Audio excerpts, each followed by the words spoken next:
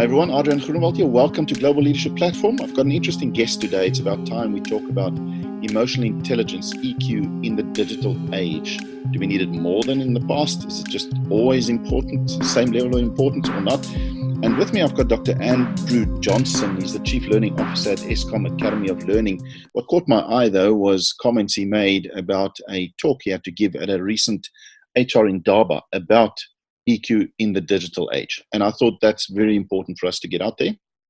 The people element versus digital. Digital seems to create a bit of it brings us to places where we can't go and maybe reach more people than we usually couldn't.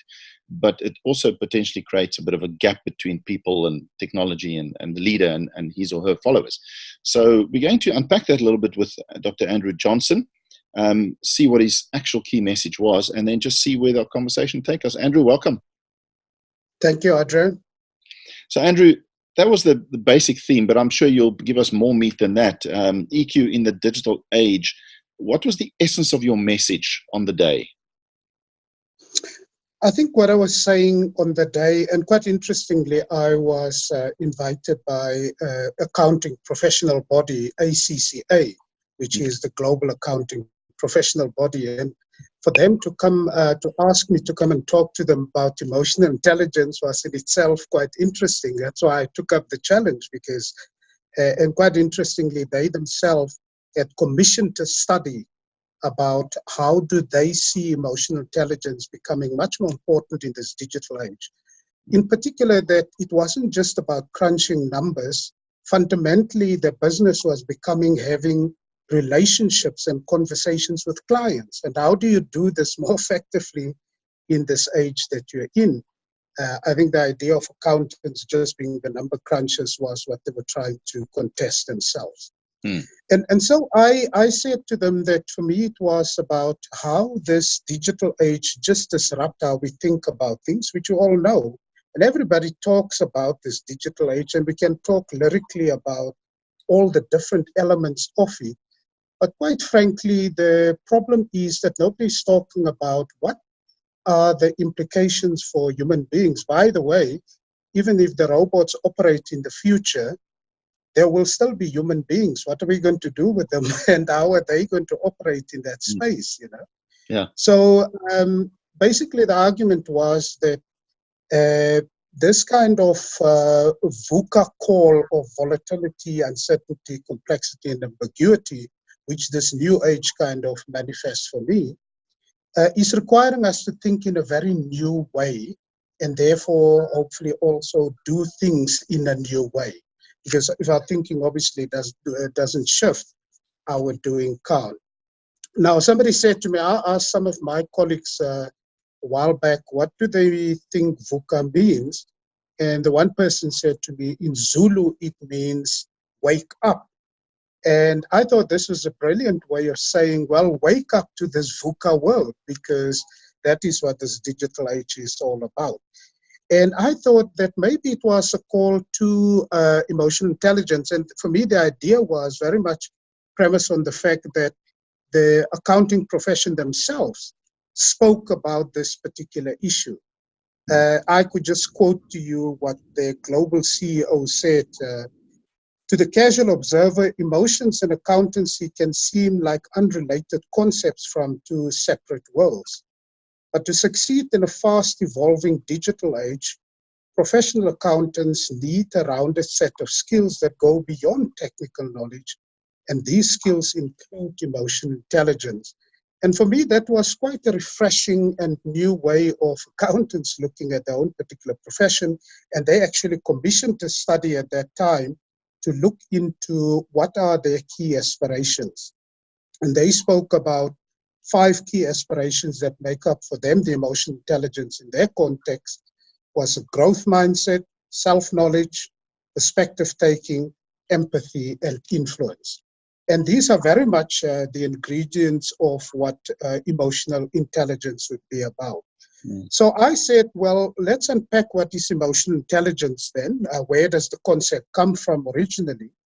And I think you yourself made a point earlier that is it more emotional intelligence needed? Why are we talking about it now? Was it not always the case? In fact, the need for emotional intelligence has always been there. I think this world that is just becoming so much more chaotic is requiring leaders and people to step up to their world with a much deeper understanding of themselves and therefore hopefully a deeper understanding of others. Because the complexity that this world is generating all the time is going to create chaos for people. And as human beings, natural approach to life is that you want to have some sense of control and holding things together. And this world is just, this new world we find ourselves in, is just disrupting it quite a lot. Andrew, so I made the point. If I can just quickly jump in here before you share that. What dawns on me now is the fact that we have a conversation here about people. We've got a conversation that includes digital, platform, and then we have a conversation about VUCA. And you can imagine that if we convince ourselves that we live in a volatile, uncertain, changing, ambiguous world, that people would need more emotional support and understanding and patience than ever before, because VUCA will surely disrupt your emotions. VUCA is going to hit at the very core of people's emotional stability, depression, and all those things. So bringing VUCA into the conversation, if it was just digital and people, that's one thing. But the moment you bring VUCA in and we realize that's the world we're dealing with, and we try to use digital solutions to deal with this uncertainty in this VUCA world, it just makes it more and more complex, which means people, I don't know, leaders must just be better and better with emotions to support people. Does that make sense? Absolutely. No, indeed. I think, as somebody said, the world could be very straightforward if we were just to talk about robotics, so long people are not involved. But human beings are there. So how are you going to deal with the complexity that human beings just by nature bring into whatever spaces they find themselves in? So it's okay for us to get very excited about what this new kind of digital age mean, and how, as I said earlier, people speak very lyrically about it. But the problem is nobody can tell you what is going to be the state of human beings within that kind of context, because it's not as if we are going to be transported. Maybe the robots will transport us to a different planet. We are all going to be here having to interact with each other.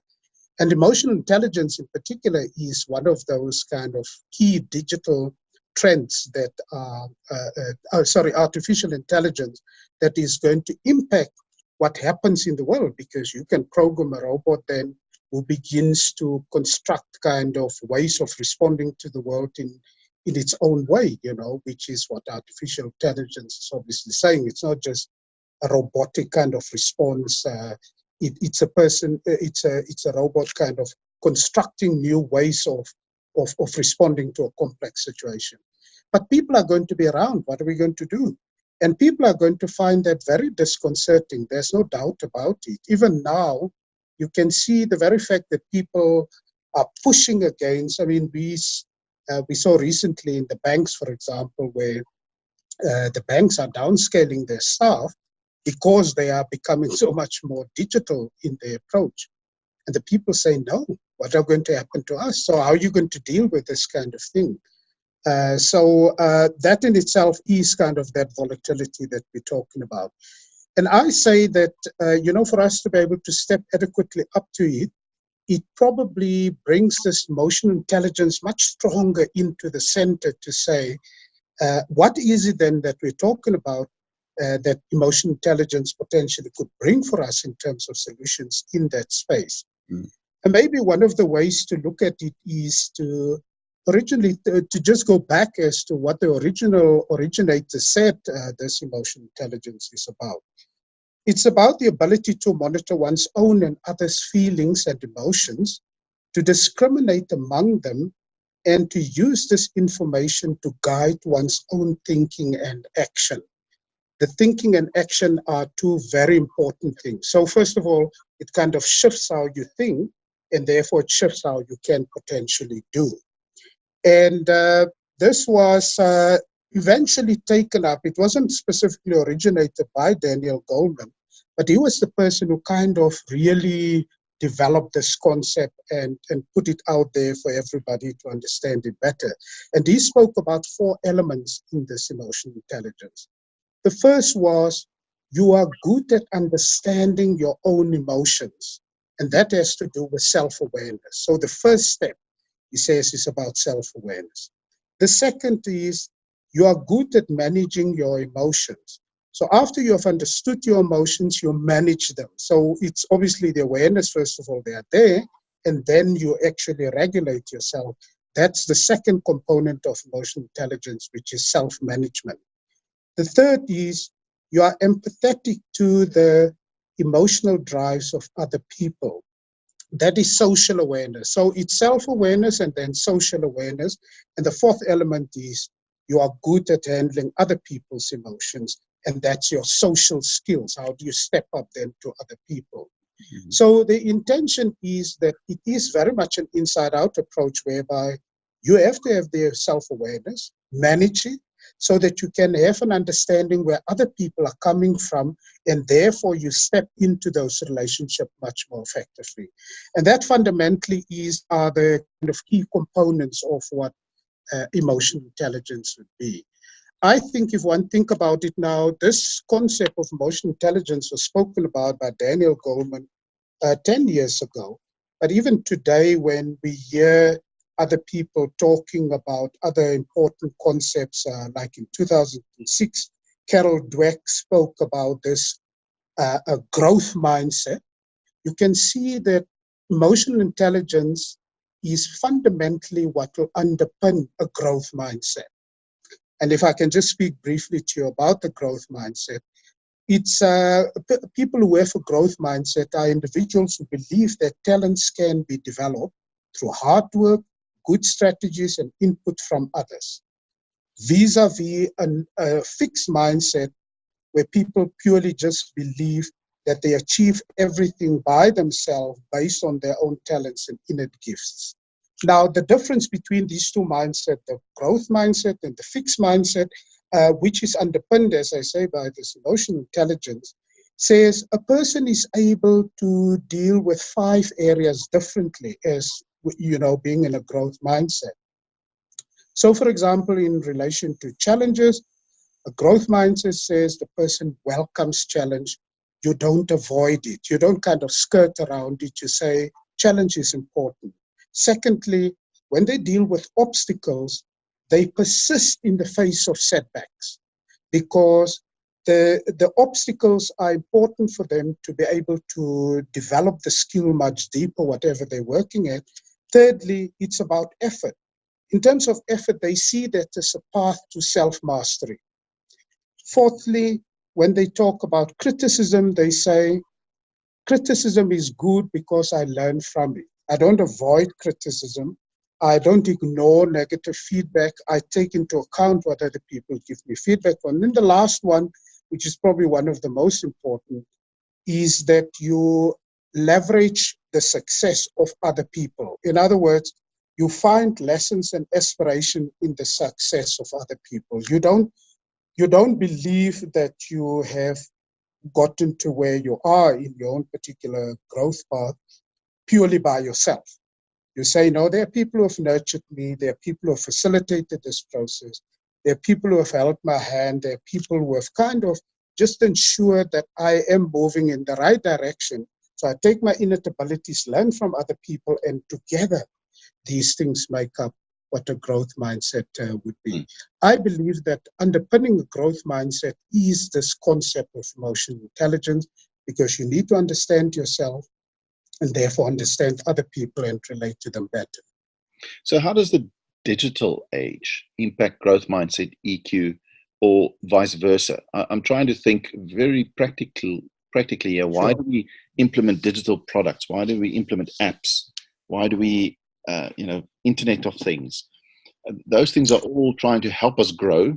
It's trying to help us grow in a new, faster economy with more access to information and integration. And it's trying to help us scale more economically.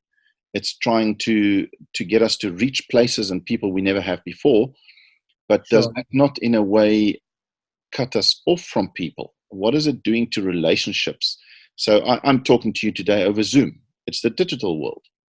Do Sure. you need EQ? Yeah, in this conversation. Does EQ become more important? Yeah, with me interviewing you and recording a Zoom conversation versus if I was sitting in your office in Midrand or Johannesburg? Absolutely. Yeah. Yeah. No, I think more so because when we are in each other's kind of, real space, you can almost feel the other person's presence there. Yeah, we're talking to each other. You're sitting far away. I can't even believe. I don't even know where you're sitting. For all intents and purposes, you could be in the middle of the Kruger Park, and I talk am. to me. Exactly. Yeah, I'm sitting in my old boring office looking out of my window, and we're communicating with each other. So the experience that you have as a human being sitting in that very natural, very exciting environment is going to put you in a very different frame of mind than where I'm at. I might be sitting in very Mm, cold, sterile office. mm, Which means that we are not talking to each other from exactly the same kind of context at this point in time. mm, And your mind is going to be influenced by that, mind will be influenced by this. So, how do I respond to you hearing what you're saying in such a way that I really kind of connect to what you are saying, especially because you're far away? I'm sitting here, I mean, I only see your bus basically, and I can't really feel your body language in this regard. My way of talking to you need to be then of so much more clarity, but also with understanding. I need to be able to listen to what you have to say, and then to be able to respond to it much more adequately.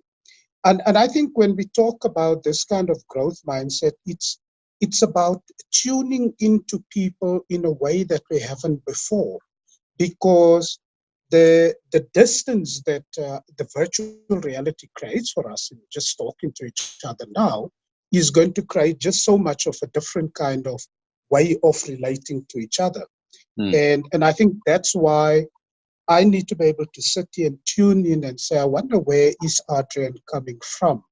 Let me hear him. Let me hear how he kind of approach me and talk to me about it. So it is kind of an openness to the challenge to say, you are far away, but the challenge that this creates for us, I embrace it rather than to say, oh, how am I going to actually deal with this kind of situation? Yeah, so, Our kids, mm, our kids who grow up in this kind of age understand that very well. But unfortunately, they miss that part which we will have had. So we have seen a world which was non-digital, and now we're seeing a world that is digital. And for us, it's about trying to bring these two things together.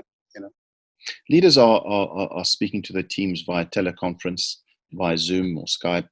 Leaders are engaging their teams in a much less emotional manner than in the past, potentially. So are we saying we're just kind of discounting emotion more because of the digital age?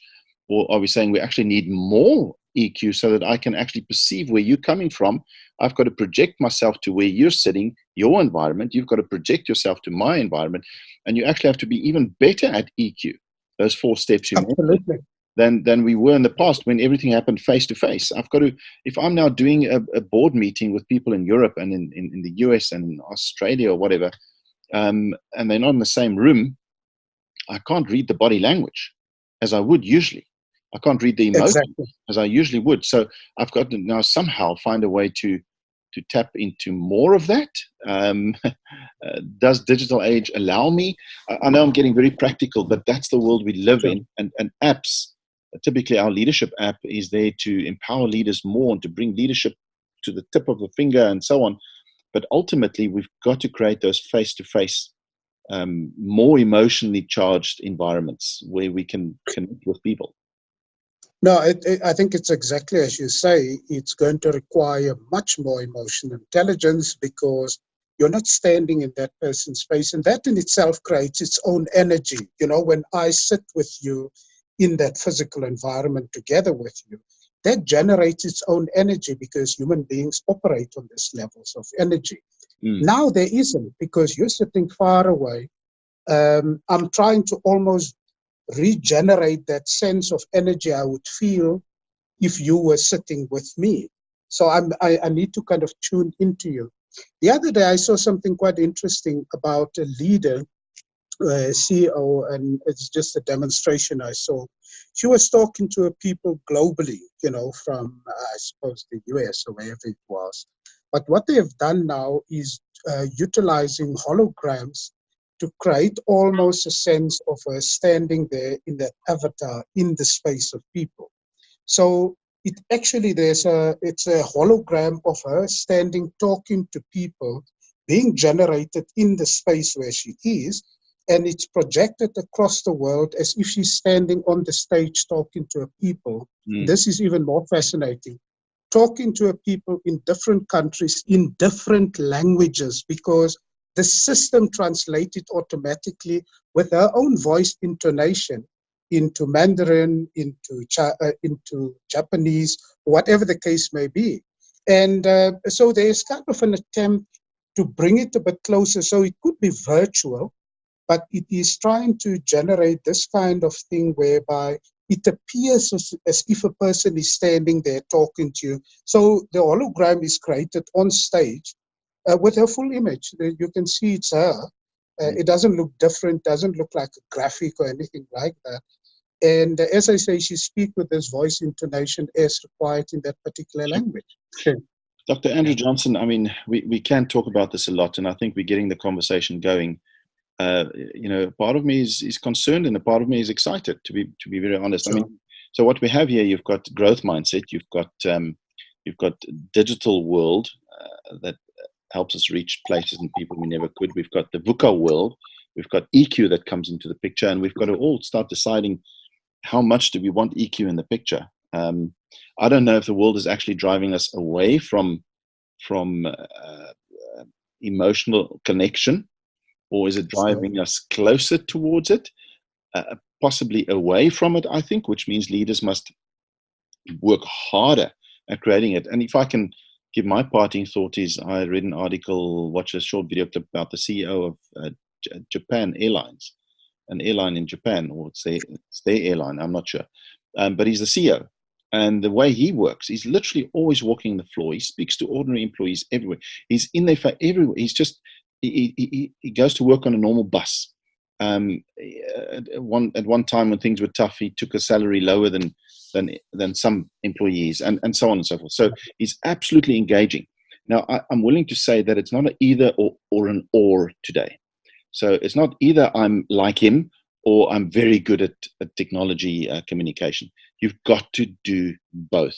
You've got to bring in technology. It's both and in fact, it's not just both. It's saying there's more than both. You need to go and find that, because it's not this polarity world that we're living in. It's having to pull these two things together and make sense of it, and then to say, if you were to put it together, what is the new thing it actually generates, because that once you're able to generate this kind of integration of polarities, it's what Martin calls, professor at Rothman Business School, he calls it the opposable mind. How do you create an opposable mind that creates this sense of integration between what we consider to be polarities? So you have to save costs, but you must innovate at the same time, that kind of thing. Dr. Andrew Johnson, the Chief Learning Officer at Eskom Academy of Learning, who recently spoke at the HR in Dava about EQ and digital age.